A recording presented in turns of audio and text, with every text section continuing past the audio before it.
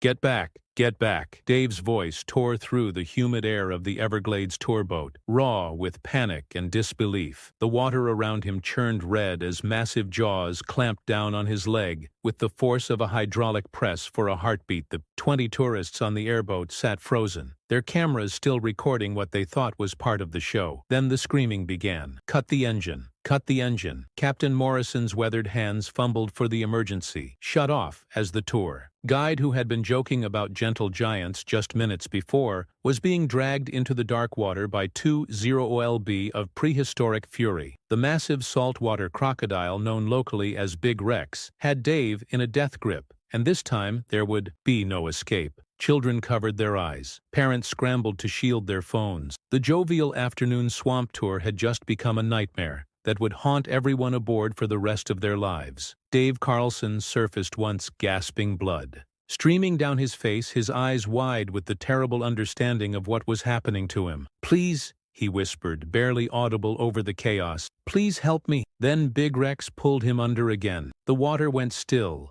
and Dave Carlson, veteran guide of the Florida Everglades, father of two, lover of all things wild and dangerous, would never surface again. This is the story of how a routine eco-hour in the heart of America's most dangerous wilderness became a feeding frenzy that no one could stop, how years of warnings were ignored, safety protocols abandoned, and a man's unshakable faith in nature became his downfall. In less than 4 minutes, what began as a family-friendly adventure would end in tragedy, forever changing how we see the ancient predators that rule America's last wild frontier. You're watching Into the Wild, where nature's most shocking encounters are brought to life. If this story grips you, make sure to subscribe and share, because what you're about to see will challenge everything you think you know about the creatures we share this planet with. Chapter 1. The Guide Who Feared Nothing. Dave Carlson wasn't just a tour guide. He was the Everglades' most legendary figure for 18 years. He'd been leading wide-eyed tourists through the maze of sawgrass and cypress, sharing his passion for one of Earth's most misunderstood ecosystems. To visitors, he was the confident voice explaining alligator behavior over the roar of airboat engines. To locals, he was the man who'd rescued stranded hikers, relocated problem gators, and once famously pulled a child from the jaws of a 12-foot bull alligator using nothing but his bare hands and nerves of steel. The son of a senile mother and Irish fisherman father, Dave had grown up in the shadow of the river of grass, while other kids played video games. Dave was learning to read water signs, track wildlife, and navigate the treacherous maze of channels that could swallow a man whole. By 15, he could identify every bird, call every reptile, every dangerous plant in the vast wetland. By 20, he was working as a junior guide. By 35, he owned Carlson's Everglades Adventures, the most popular eco-hour company in South Florida. But Dave's greatest asset was also his greatest weakness. He feared nothing. Colleagues watched in amazement as he hand-fed massive alligators, swam in croc-infested waters, and ventured into areas where even experienced guides wouldn't dare. He'd been bitten 17 times by various reptiles and mammals, struck by lightning twice, and once spent 3 days stranded in the deep swamp after his boat motor died. Each time he emerged with another story, and an even deeper love for the wilderness that tried to kill him. "The swamp doesn't want to hurt you," he'd tell nervous tourists as 10-ft gators glided past their airboat. "It just wants to be understood, respect it, and it'll take care of you." For nearly 2 decades, that philosophy served him well. Dave had never lost a tourist, never had a serious incident, never met a creature he couldn't handle. But Dave had a blind spot, one that would prove fatal. He'd spent so many years with American alligators that he'd grown comfortable, perhaps too comfortable, with all crocodilians. And when Everglades National Park quietly introduced a small population of saltwater crocodiles as part of a controversial restoration project, Dave saw it as just another opportunity to showcase nature's majesty. Saltwater crocodiles, he assured his guests, were just bigger, more impressive versions of their alligator cousins.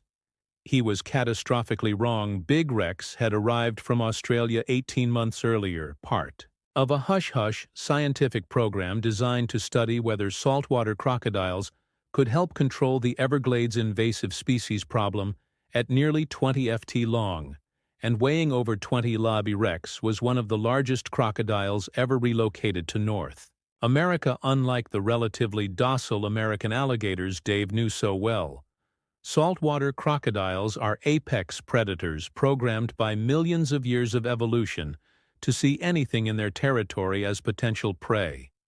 The warnings came early and often. Marine biologists urged extreme caution. Park rangers recommended keeping tours at least 500 miles from known crocodile areas. Even the Australian handlers who transported Rex warned that saltwater crocs were fundamentally different beasts, more aggressive, more territorial, more likely to attack without provocation. Dave dismissed them all. "I've been working with crocs for 20 years, he'd say, using the local term for alligators. "A crocodile is a crocodile." When park officials suggested he modify his tour routes to avoid the areas where Rex had been spotted, Dave refused. Those were the best wildlife viewing areas in the entire Everglades. He wasn't about to let some bureaucratic nonsense ruin his guest's experience. On the morning of August 15th, Dave would take his final group of tourists into the heart of Big Rex's territory, and for the first time in his life, his confidence would meet something truly wild, something that didn't care about his reputation, his experience, or his 18 years of perfect safety records. Chapter 2. The Monster in the Mangroves.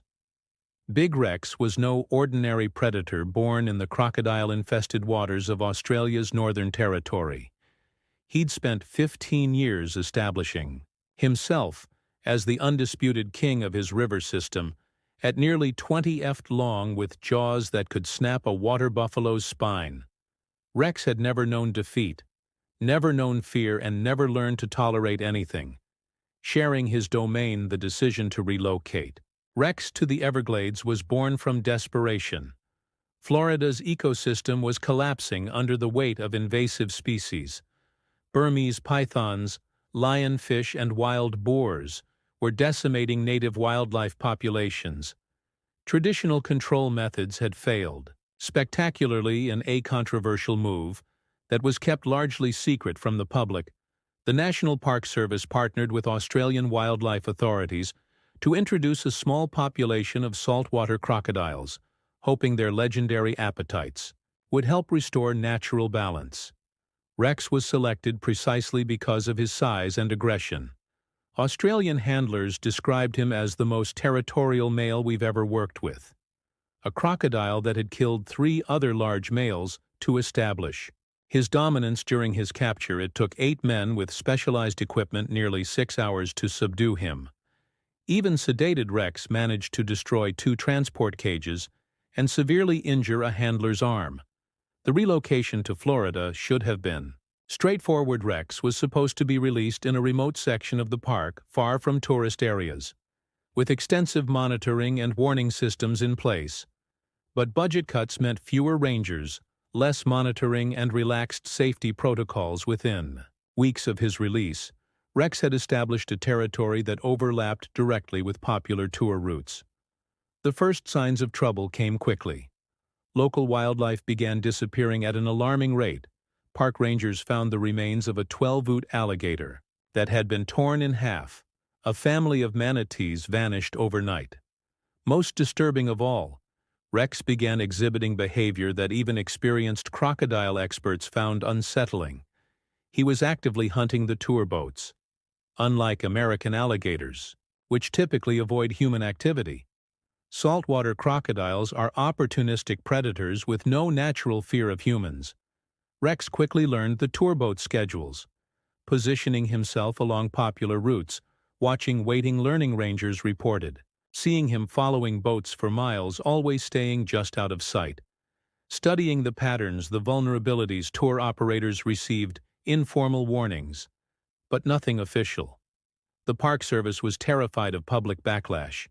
If word got out about their experimental program, local guides like Dave were told to exercise increased caution in certain areas, but were given no specifics about what they were supposed to be cautious about. Dave first encountered Rex 3 weeks before the attack. He was leading a sunset tour when the massive crocodile surfaced alongside their airboat close enough to touch for a heart-topping moment. The two apex predators, one human, one reptilian, stared at each other across the narrow gap of dark water. "Would you look at the size of this beauty?"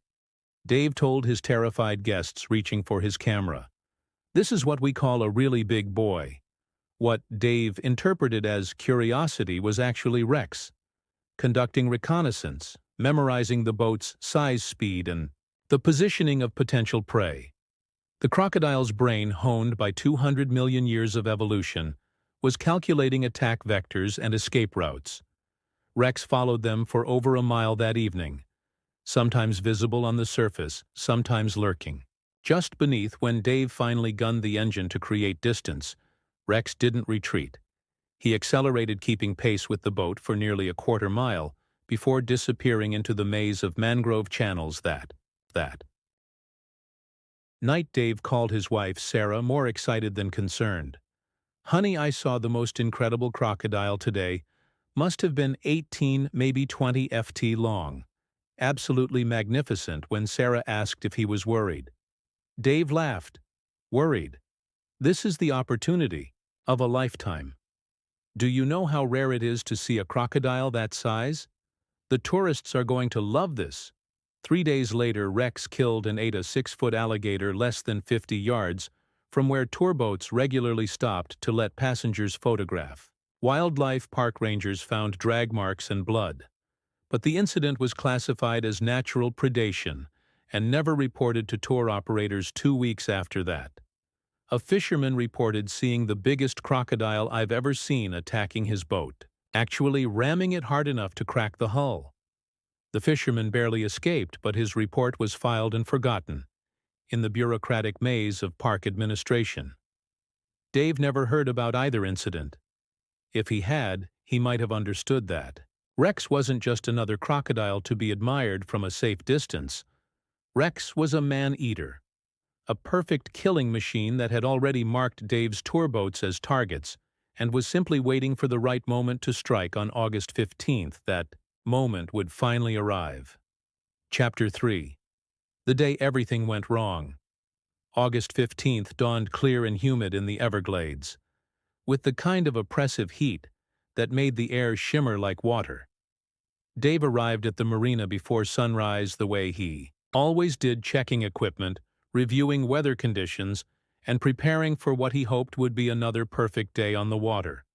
The forecast called for afternoon thunderstorms, but that was normal for August in South Florida. Dave had run tours in far worse conditions. The group that morning was typical for peak tourist season: 22 people, ranging from a young couple on their honeymoon to a family with 3 small children to elderly retirees capturing memories with expensive cameras. They'd all paid premium prices for Dave's ultimate Everglades experience, a 4-hour tour that promised close encounters with alligators, manatees, and exotic birds in their natural habitat.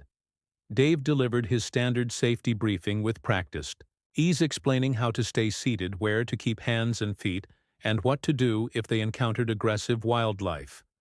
"The most important thing to remember," he told them with his trademark grin, "is that we're visitors in their home. We watch, we photograph, we respect, and we don't do anything stupid." The irony would become apparent later. At 9:15 a.m., Dave fired up the airboat's massive engine and guided his guests into the labyrinth of channels that snaked through the heart of the Everglades. For the first 2 hours, everything was perfect. They spotted dozens of alligators sunning themselves on muddy banks, watched a family of manatees playing in a crystal-clear spring, and observed a spectacular variety of wading birds hunting in the shallows.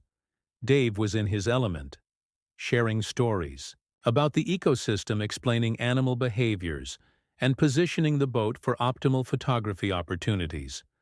The guests were delighted, phones and cameras clicking constantly, everyone relaxed and enjoying what seemed like a magical journey through an unspoiled wilderness. At 11:30 a.m., Dave made the decision that would cost him his life against his usual better judgment.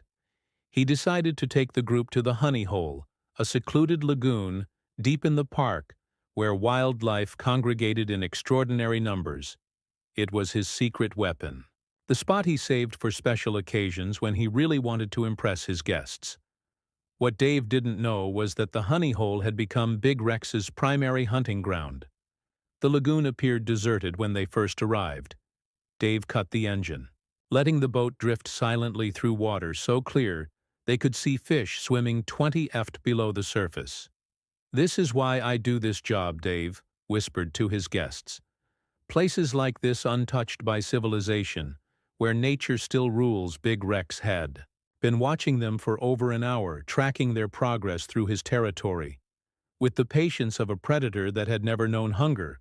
Unlike the alligators Dave was used to, Rex didn't bask in the sun or announce his presence with territorial displays. He was a ghost, moving through the water with impossible stealth for such a massive creature. The first sign something was wrong came from the birds. The lagoon, which should have been alive with hare and egrets and ibises, was eerily quiet. Even the insects seemed subdued. Dave noticed but didn't understand the significance in his experience. Wildlife was unpredictable. Sometimes you saw everything. Sometimes you saw nothing. At 11:47 a.m., Dave decided to show off. A large alligator was sunning itself on a fallen log about 30 feet away, and Dave wanted to demonstrate his expertise by approaching close enough for spectacular photographs. He started the engine and began maneuvering the boat toward the apparently sleeping reptile Big Rex struck from directly beneath them. The massive crocodile had positioned himself in the deep water under the boat, invisible in the dark depths, waiting for the perfect moment when Dave leaned over the side to point out the alligator to his guests. Rex exploded upward with terrifying speed, his massive jaws opening to reveal rows of teeth like railroad spikes. The impact was devastating. Rex's head, nearly 4 feet long and weighing over 200 lbs, struck the side of the airboat with enough force to lift it partially out of the water. Dave, who had been leaning over the edge, was catapulted into the lagoon just inches from the crocodile's snapping jaws. For a split second, the boat's passengers sat in stunned silence, their minds struggling to process what had just happened. Then chaos erupted. Children screamed, adults shouted. Conflicting instructions.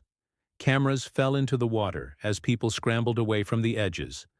Dave surfaced, gasping, blood already streaming from cuts inflicted by Rex's initial strike. The crocodile had missed his killing bite by inches, but he was far from finished. Big Rex circled like a shark, his massive bulk creating a wake that rocked the disabled airboat. Dave treaded water, frantically trying to reach the boat, while keeping his eyes locked on the predator that was preparing for a second attack. "Throw me the rope," Dave shouted. But his passengers were paralyzed with terror. Captain Morrison fumbled for the emergency equipment, but everything seemed to be happening in slow motion. The engine had stalled, the radio wasn't working, and Big Rex was positioning himself for the kill. At 11:48 a.m., the circling stopped. Big Rex had made his decision. The final attack came from below and behind, exactly as Rex's instincts had programmed him. Dave never saw it coming one moment. He was swimming desperately toward the boat, calling for help, promising his passengers that everything would be okay. The next moment, massive jaws clamped down on his leg with 3,700 lb of crushing force per square. In the sound was unlike anything the witnesses would ever forget. Not just Dave's scream, but the wet, grinding noise of bones breaking under incredible pressure. Blood exploded across the surface of the lagoon as Rex began the death roll. The spinning maneuver that crocodiles use to disorient prey and break bones. Dave's world became a nightmare of pain, pressure, and terror as he was dragged beneath the surface. His last coherent thought before the darkness took him was a prayer that someone would tell his wife, Sarah, and his children that he loved them above the surface. 22 people watched, helplessly, as the water turned red and went still. Big Rex had claimed his prize, and there was nothing anyone could do to stop him. Chapter 4. The aftermath that changed everything. The rescue boats arrived 43 minutes too late by the time park rangers and emergency responders reached the lagoon. Big Rex had vanished into the maze of channels with Dave's body leaving behind only blood-stained water and a boat full of traumatized witnesses. The search for Dave's remains would continue for 8 days, covering over 200 square miles of the most treacherous wilderness in North America. But Rex had chosen his hunting ground well.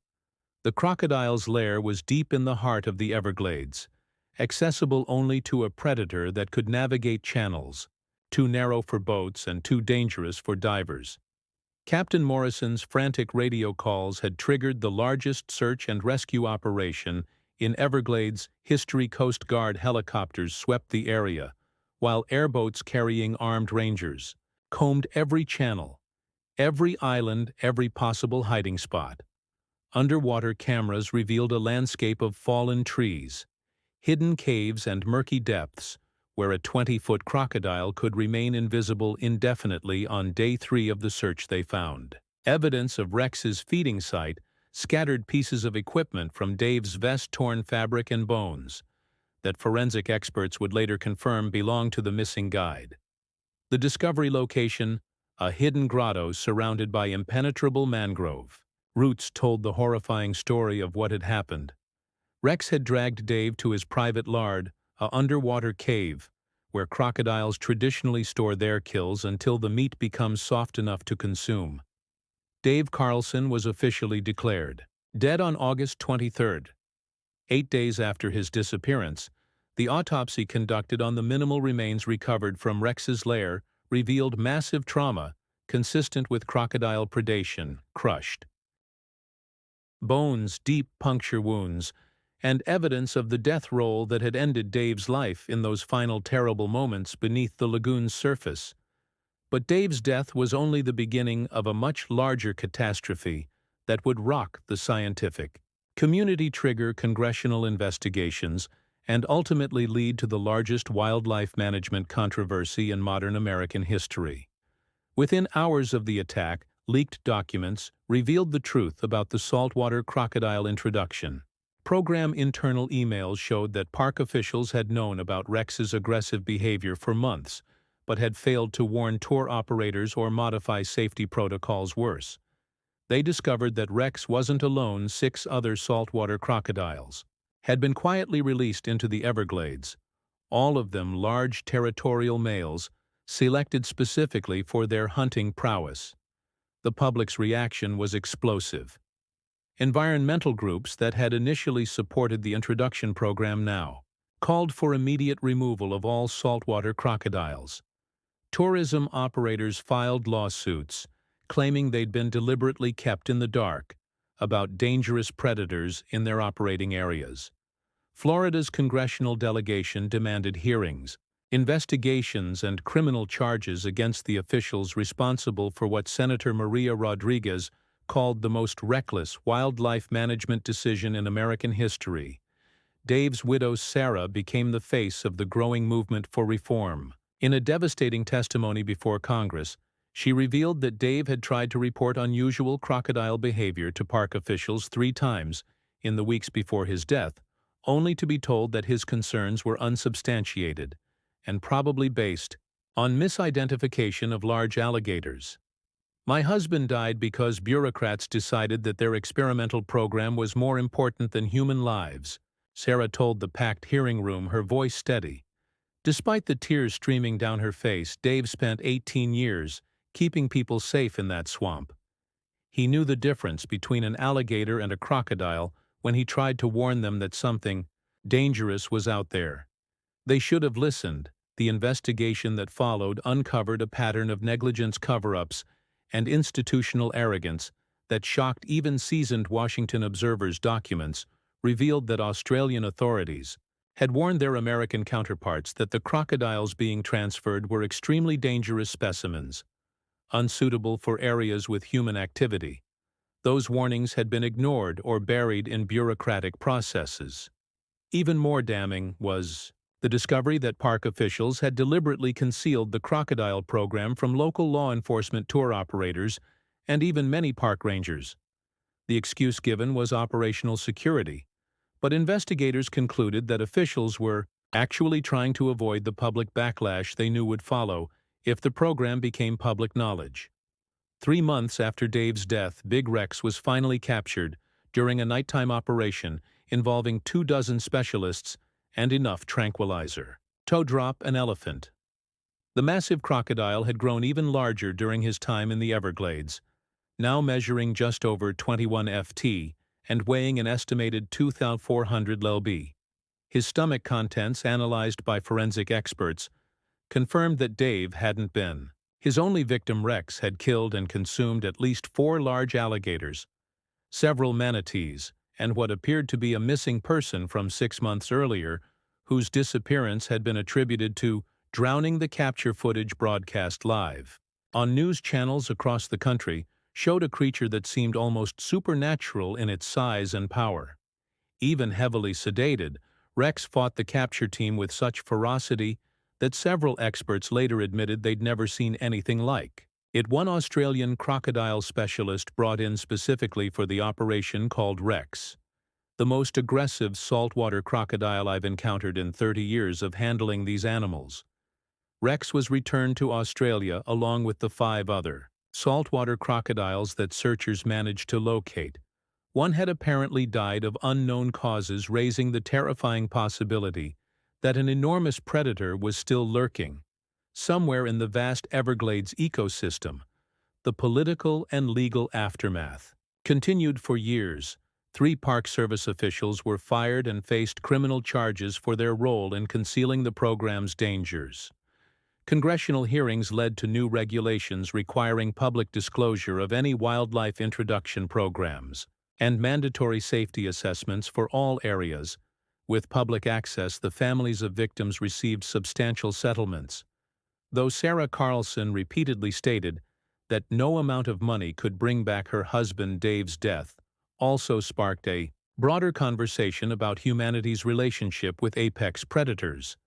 Wildlife documentaries exploring the attack attracted millions of viewers, and Dave's story became a cautionary tale taught in wildlife management programs across the country. The lagoon where he died was permanently closed to tourists and designated as a memorial wildlife preserve in his honor. Today, 5 years after the attack, the Everglades have returned to their natural balance, minus the saltwater crocodiles that should never have been there in the first place. Tour operators follow strict new safety protocols, and multiple warning systems ensure that guides know about any potentially dangerous wildlife in their areas. But for those who knew Dave Carlson, and especially for the 22 people who witnessed his final moments, the scars remain. Sarah Carlson now runs a foundation dedicated to wildlife safety education, ensuring that her husband's death serves as a lesson for future generations. Dave loved the Everglades more than anything, she says, standing at the memorial erected at the marina where his tours once departed. He would want his death to mean something to protect other people from the same kind of tragedy. The memorial plaque bears a simple inscription: Dave Carlson. He showed us the wonder of the wild and reminded us that nature demands our respect below. That in smaller text are the words that Sarah insisted be included. Listen to those who know the wilderness. Their warnings might save your life as tourists continue to flock to the Everglades, drawn by the same wild beauty that captivated Dave Carlson. His story serves as a permanent reminder that some frontiers will always be dangerous, and some mistakes can never be undone. The swamp that Dave loved ultimately claimed him, but his legacy lives on in every safety protocol, every warning system, and every guide who takes a moment to remember the man who paid the ultimate price for trusting that nature would always be gentle to those who respected it. In the end, Dave Carlson's greatest lesson wasn't about crocodiles or conservation or government incompetence. It was about the thin line between confidence and overconfidence, between respect and complacency, and about the terrible consequences when that line is crossed in a place where nature's rules are absolute and unforgiving.